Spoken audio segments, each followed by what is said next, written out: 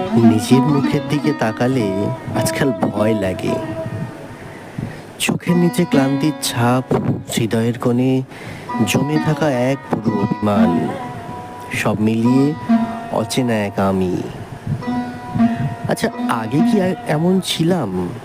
হাসির আড়ালে এত কি শূন্যতা ছিল? কষ্টের আড়ালে এত কি আরো কষ্ট ছিল? আগের কষ্টগুলো তো ছিল শুধুই খেলনা ভাঙার কষ্ট। এখন কিসের এত বেদনা, কিসের এত কষ্ট?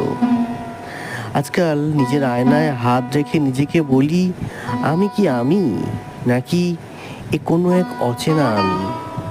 কোথাকার আমি? কেন আমি? আর কি জন্যই বা এত কষ্ট আমার? সবই কি গোপনে থাকবে? পড়ে রইল চাপা বইয়ের পাতা।